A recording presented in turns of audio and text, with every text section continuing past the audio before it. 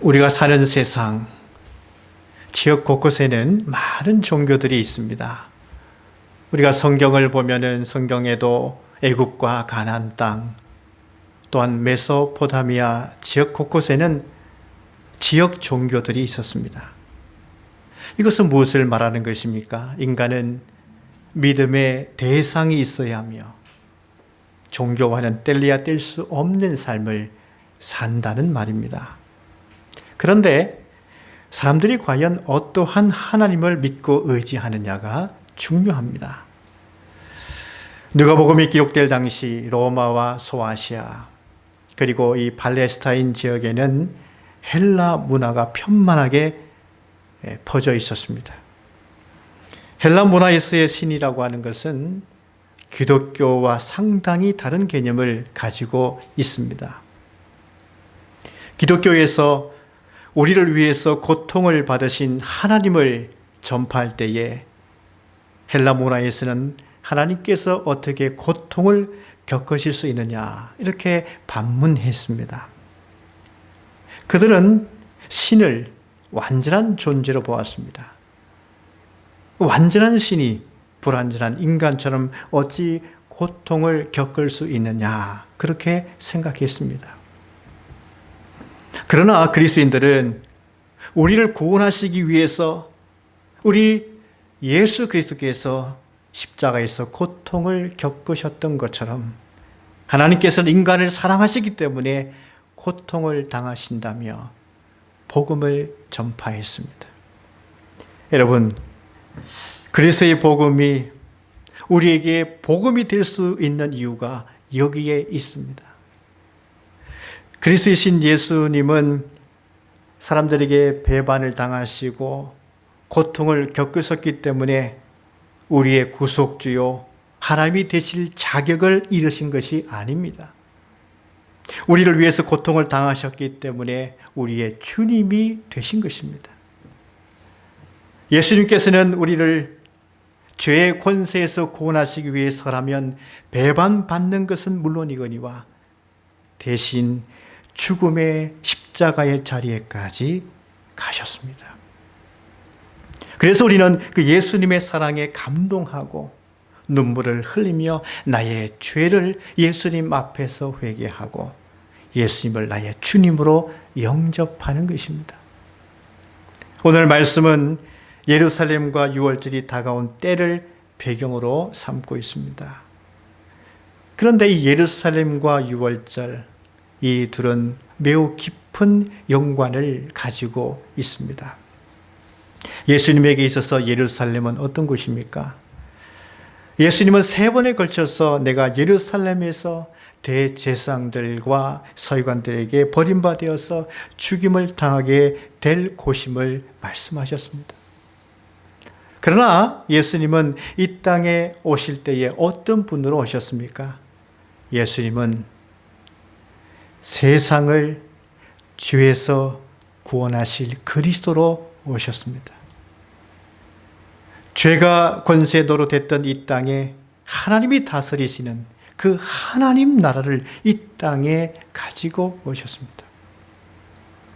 그래서 우리 예수님께서는 사역 초기부터 마귀의 시험을 말씀으로 이기셨습니다. 그 이후에 예수님은 성령의 능력으로 회당의 말씀을 가르쳐 주셨고 또한 온갖 질고에 시달리는 사람들을 주님의 권능의 힘으로 치료해 주셨습니다. 죄의 권세 아래에 사로잡혀 있었던 사람들의 죄를 사하여 주셨습니다. 여러분, 세리 마태와 같은 죄인을 부르셔서 더 이상 죄의 자리에 있지 않도록 하셨고 이제는 죄자의 자리에 거하도록 하셨습니다. 안식일에도 한 생명을 살리기 위해서 예수님은 손 마른 자를 고쳐주셨습니다. 근데 이러한 모습을 보고 바리새인들이 예수님께 나와 여러 가지 논쟁을 벌이지 않습니까? 그런데 그들은 그때마다 예수님의 말씀의 권세를 도무지 감당할 수 없었습니다. 그런데 이러한 권세를 가지신 예수님이 가시는 그 예루살렘은 어떤 곳입니까? 화려한 영광을 입기 위해서 가는 곳이 아닙니다. 예수님의 말씀처럼 버림받아서 십자가의 죽임을 당하기 위해 가시는 곳입니다. 그런데 제자들은 이렇게 말씀하시는 그 예수님을 이해할 수가 없었습니다. 그러나 예루살렘에서 순환을 당하신다는 이 말씀에는 중요한 뜻이 있습니다. 그것은 하나님께서 인간을 구원하시기 위해서 대신 고통을 당하신다 하는 뜻이 있습니다. 이 일을 위해서 하나님께서는 미리 예언해 오셨고 준비해 오셨습니다. 먼저 누가복음 9장 22절 말씀에 기록되어 있는데 예수님께서 갈릴리에 계실 때입니다. 예수님은 제자들에게 인자가 많은 고난을 받고 대제사장들과 서기관들에게 버림받아서 죽임을 당하고 제3일에 살아나야 하리라. 이 말씀을 하신 다음에 사랑하는 제자 베드로와 요한, 야고보를 데리고 변화산에 올라가셨습니다. 그때의 영광 중에 누가 나타났습니까? 모세와 엘리야가 나타났습니다. 모세는 누구입니까? 율법을 대표하죠. 엘리야는 누구입니까? 구약의 예언을 대표합니다. 그런데 이 둘이 예수님 앞에 나타났다 하는 것은 예수님은 율법과 예언을 완성하기 위해서 십자가의 길을 걸어가신다는 뜻입니다. 그들은 이렇게 말했습니다. 장차 예수께서 예루살렘에서 별세할 것이라. 예수님에게 있어서 예루살렘은 어떤 곳입니까? 별세할 곳이었습니다. 그런 다음에 누가복음 13장 33절에 다시금 예수님과 예루살렘은 어떤 연관이 있다고 전하고 있습니까? 아직 예수님은 지금 예루살렘을 향해서 여러 성들을 지나가고 계셨습니다. 이때에 바리새인들이 나타나 말합니다. 헤롯이 예수님을 죽일 것입니다. 그러자 예수님께서 대답하시죠. 내가 갈 길을 가야 하리니 선지자가 예루살렘 밖에서는 죽는 법이 없니라.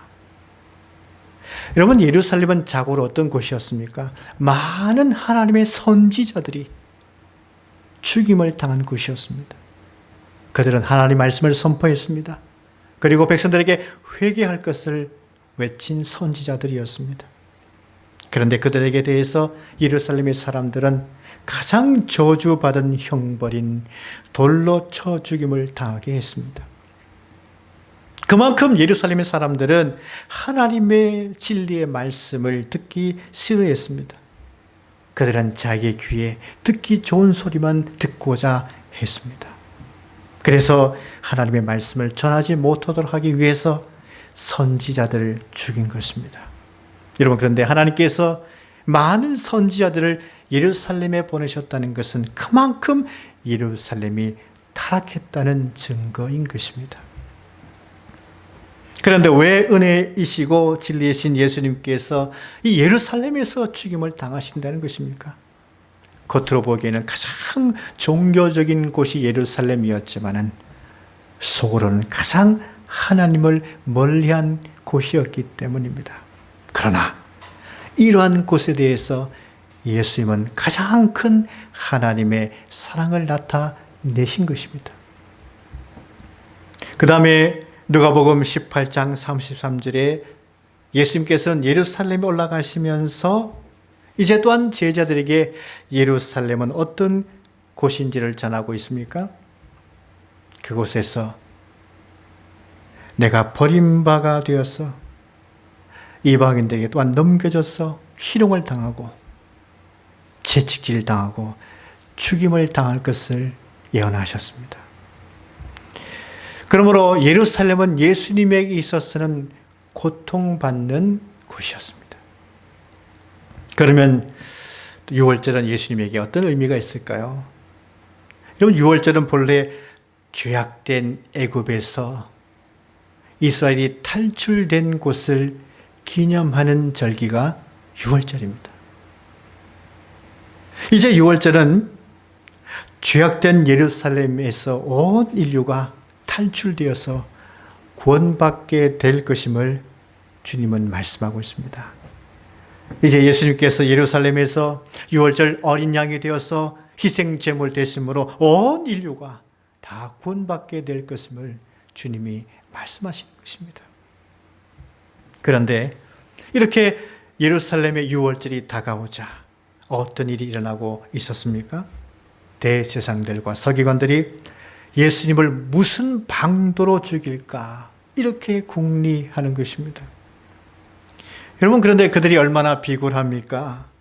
예수님을 해야 할 방법을 궁리하지만은 많은 백성들이 예수님을 따르고 있었습니다.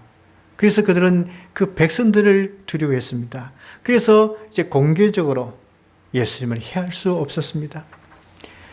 정상적이지 않는 방법을 궁리하는 것입니다. 이러한 때에 누가 갑자기 등장합니까?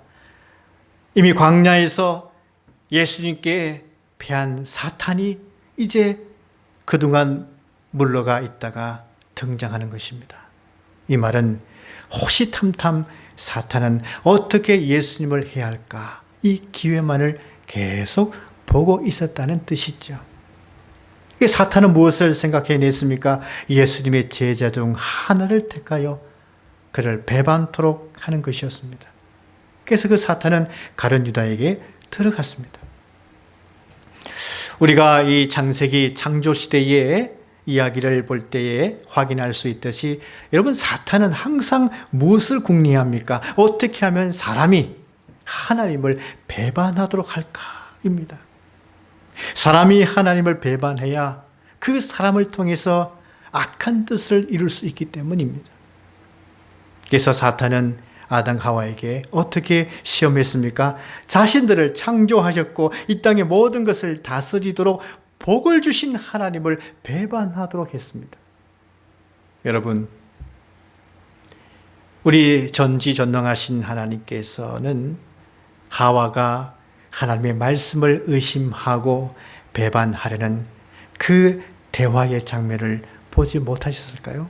하나님은 다 보고 계셨습니다. 그렇다면 왜 미리 다가오셔서 그 현장에 나타나셔서 막지 않으셨을까요? 여러분, 무엇이 사랑일까요? 아담과 하와가 스스로 생각하지 못하도록 하나님께서 아예 그 생각을 차단해 버리는 것이 과연 사랑일까요? 아담과 하와에게 어떠한 선택의 자유도 주지 않고 꼼짝 못하도록 하는 것이 진정 사랑일까요? 하나님은 아담과 하와가 하나님을 배반함으로 넘어갈 때에 그 모습을 지켜보시면서 얼마나 속으로 안타까우셨을까요? 하나님은 그 장면을 보시면서 고통을 당하시는 것입니다. 그런데 무엇이 진정한 사랑입니까? 그들이 하나님을 배반하여 패배하였고 이제 죽음의 권세 아래 처하게 된 그 아담과 하와에게 하나님께서 친히 찾아오셨습니다.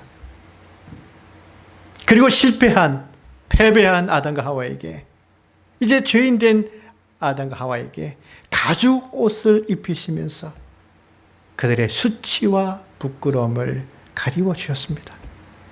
이것이야말로 진정한 사랑임을 하나님은 말씀하시는 것입니다. 오늘 말씀을 보면 제자 가룟 유다가 배반하는 장면이 나옵니다. 여러분, 가룟 유다는 어떤 제자이죠? 그는 길거리에서 캐스팅 당한 제자가 아닙니다. 말하자면 예수님께서 어느 날 길을 걸어가고 계시는데 예수님 한눈에 보기 좋아서 마음에 드셔서 즉흥적으로 택함받은 제자가 아닙니다. 예수님께서는 그를 선택하시기 위해서 밤새도록 철학기도 한 다음에 택하셨습니다.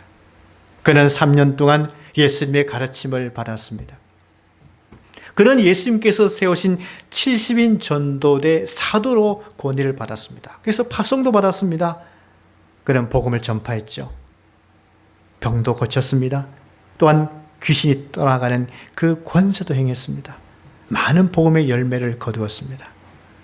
그런데 이러한 가룟 유다가 예수님을 배반했습니다. 우리는 이렇게 질문할 것입니다. 유다가 왜 그랬을까?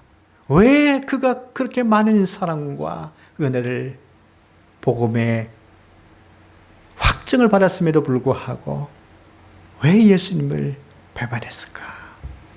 그가 돈 때문이었을까? 만약 돈 때문이었다면 은 30세겔에 예수님을 넘기지 않았을 것입니다. 왜냐하면 은 30세겔은 당시 노예의 몸값 정도였기 때문입니다. 대제사장들이 은 30세겔로 흥정했다 하는 것은 그들은 예수님을 어떻게 보았다는 것입니까? 아주 하찮은 노예로 멸시했다는 뜻입니다. 왜 가룟 유다가 배반했을까요? 이렇게 질문하면 계속 질문만 나올 뿐더러 답을 찾을 수가 없습니다. 끝도 없는 물음에 갇히게 될 것입니다. 여기서 우리는 질문을 바꿔야 됩니다. 우리는 가룟 유다의 배반을 보면서 과연 제자됨이란 무엇인가를 질문해야 됩니다. 제자란 무엇인가? 제자도의 삶을 산다는 것은 무엇인가? 주님의 제자가 된다는 것은 무엇인가? 그것은 예수님을 배반하지 않는 것이 제자이다 하는 얘기죠. 이런 관점에서 사도 바울은 예수님의 제자됨이란 무엇인가를 가장 잘 표현해 주고 있습니다. 로마서 14장 8절에 우리가 살아도 주를 위하여 살고 죽어도 주를 위하여 죽나니 그러므로 사나 죽으나 우리가 주의 것이로다. 여러분, 바울이 이렇게 표현한 것은 우리가 살아가는 동안에도 물론이거니와 죽는 그 순간에도 주님과 함께하는 것이, 주님과 함께 동행하는 것이 참된 제자임을 말하고 있는 것입니다. 그런데 여러분, 오늘 말씀은 어떻게 예수님의 제자로 부르심을 받은 자가 배반했을까? 이렇게 그를 비난하라고 이 말씀이 기록된 것이 아닙니다. 예수님은 어찌 배반하는 제자에게 묵묵히 자신을 넘겨주셨을까? 이것을 보아야 합니다. 여기에는 예수님께서 부족하거나 아니면 가룟 유다의 그 음모에 대해서 모르셨거나 해서 당한 것이 아닙니다. 예수님께서는 이미 다 그 장면을 보고 계셨습니다. 그의 마음속에 들어간 사탄의 장난과 또 대제사장들과 서기관들과의 대화의 장면들을 예수님께서는 다 보고 계셨습니다. 그럼에도 미연에 그 가룟 유다를 불러다가 호통을 치지 않으셨습니다. 그것도 예수님께서 단순히 팔리우는 것이 아니지요. 넘겨짐을 당하는 그 순간에 예수님께서 많은 수치를 당하게 됩니다. 침뱉음을 당하게 되고 비참하게 당하게 되고 극한 고통을 당하게 됩니다. 이런 일들을 예수님께서 미리 다 아시고도 제자의 배반에 자신을 맡기셨습니다. 여러분, 왜 그랬었을까요? 예수님께서는 이제 가룟 유다를 멸하시기 위해서 죄 짓도록 그냥 버려두신 것입니까? 아닙니다. 예수님의 그 십자가의 구속의 범위가 한 번 예수님을 배반했다고 절대 구원을 받을 수 없다면 과연 누가 구원을 받을 수 있겠습니까?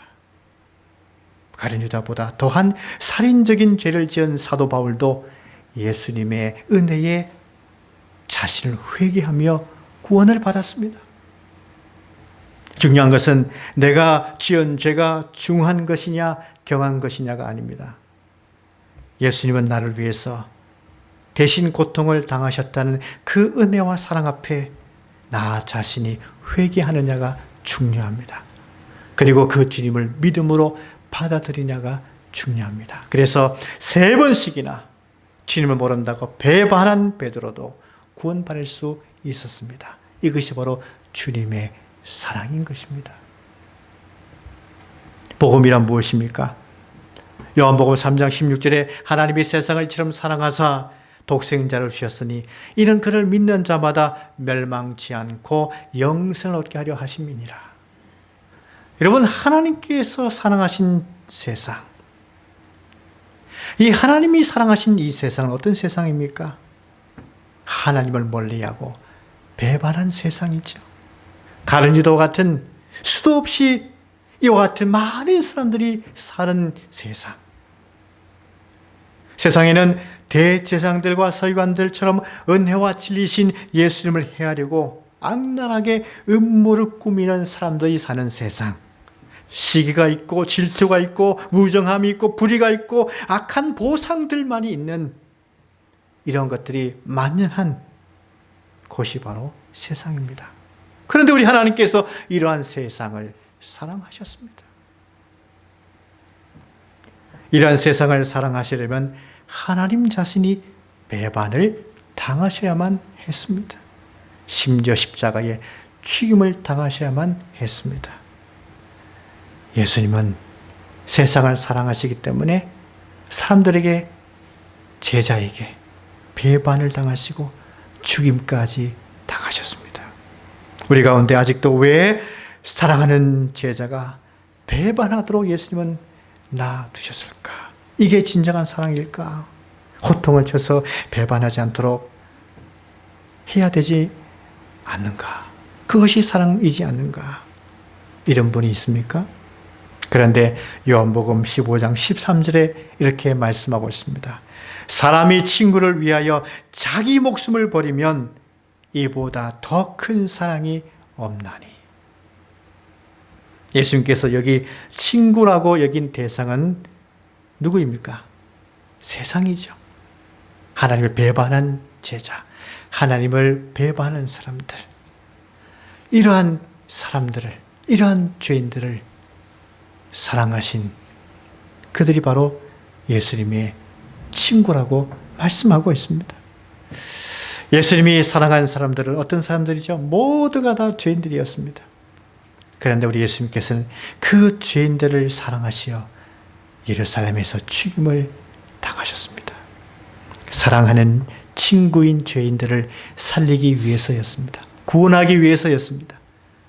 그래서 이 사랑 앞에 회개하고 그 주님의 사랑을 믿음으로 받아들이는 자는 누구든지 구원함을 받습니다. 바로 이것이 복음인 것입니다. 다시 생각해 보아야 합니다. 예수님께서는 이제 힘이 부족하여 제자의 배반과 사람들의 공모에 넘어간 것이 아닙니다. 넘겨짐을 당하면 끔찍한 고통이 있을 것을 아시면서도 그들을 사랑하여 그들을 구속하기 위해서 넘겨짐을 받았습니다. 그래서 예수님이 당하신 고난은 힘없어 당하신 고난이 아니죠. 사랑 때문에 배반을 당하시고 사랑 때문에 고난을 당하셨습니다. 우리는 이때의 가룟 유다나 대제사장들에 대해서 악하다고 비난할 자격이 없습니다. 예수님은 배반하고 자신을 노예 값으로 취급하는 사람들에게 대해서도 고난의 기회를 주시고자 그 사랑하는 마음 때문에 스스로 고난을 당하셨음을 우리는 알아야 하는 것입니다. 사랑하는 여러분, 지금 우리가 사는 이 세상은 어떤 때보다도 고통스럽습니다. 이렇게 서로 배반할 수 있습니까? 주님을 배반할 수 있습니까? 하나님을 배반할 수 있습니까? 또한 서로에 대한 비난도 끝도 없습니다. 여러분, 배반함이 있고 비난이 가득한 세상이 얼마나 사람이 살기가 힘들다라는 것을 지금 우리가 다 느끼고 있지 않습니까? 이러한 세상이 올 줄 우리가 누가 알았겠습니까? 그런데 한편 조용히 이 예수님의 말씀을 읽고 우리 주님을 묵상해 보십시다. 이와 같은 세상을, 이렇게 배반이 있고 비난이 있는 이 세상을 우리 주님이 사랑하셨고 구원하시기 위해서 배반을 당하셨고 고난을 당하셨다는 것입니다. 우리 모두 이제 주님 앞으로 돌아와야 합니다. 배반과 비난을 멈추고 주님의 사랑 안으로 돌아와야 하지 않겠습니까? 주님의 사랑 안으로 돌아오는 순간 우리는 다시금 얼싸 안고 울면서 서로 용서하며 화해하는 은혜를 경험하게 될 것입니다. 오직 주님의 사랑만이 우리를 살리며 회복하게 될 줄로 믿습니다. 기도하겠습니다.